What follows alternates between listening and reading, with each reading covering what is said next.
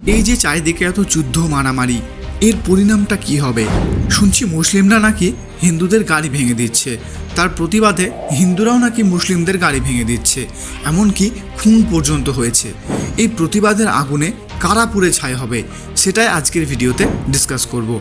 Video শুরু হওয়ার আগেই বলে দিই, এই ভিডিওটাতে কোনো নির্দিষ্ট ধর্ম বা রাজনৈতিক দলকে উল্লেখ করে বলা হয়নি, সুতরাং কেউ কোনো রকমভাবেই ব্যক্তিগত নেবেন না এবং ভিডিওটাকে ভালোভাবে বোঝার জন্য শেষ পর্যন্ত দেখুন। এই যুদ্ধ বা মারামারির পরিণাম যদি আমরা একটু ভালোভাবে বুঝতে যাই, তাহলে আমাদেরকে একটু পুরনো ঘটনার কথা মনে করতে হবে। যেমন আরজিকর কলেজে যে ঘটনাটা ঘটলো, আপনারা সবাই বুকে হাত রেখে বলুন তো, সেই ভদ্রমহিলার নামটা কয়জনের মনে আছে? আমি জানি 80 to 90% মানুষই সেই ভদ্রমহিলার নামটা পর্যন্ত ভুলে গেছে, এবং আমি এটাও জানি কয়েক বছরের মধ্যে হয়তো সেই ঘটনাটাও অনেকেই ভুলে যাবে। শুধু মনে থাকবে কাদের? মনে থাকবে তার অসহায় বাবা মায়ের।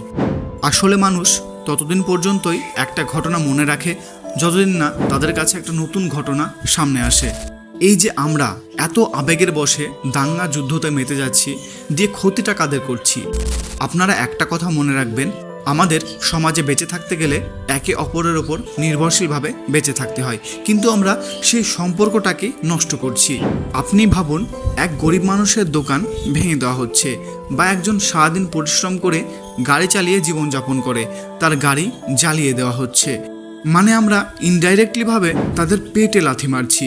এটা কোনো ধর্মই বলে না, কারণ সব ধর্মের উদ্দেশ্যই হলো সঠিক পথে জীবনযাপন করা।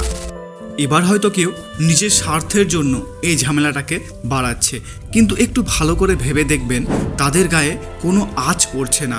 তারা কিন্তু সবাই খুব ভালো আছে। যত ক্ষতি আমরা নিজেরাই নিজেদের করছি।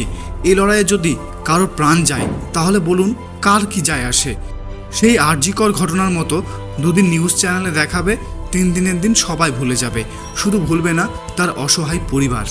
তো এই ভিডিওটা বানানোর একটাই উদ্দেশ্য ছিল, আপনারা কেউ গুজবে কান দেবেন না, কোনো ঘটনা ঘটলে আবেগের বশে কোনো সিদ্ধান্ত নেবেন না, ভালোভাবে বিবেচনা করে ধাপ বাড়াবেন।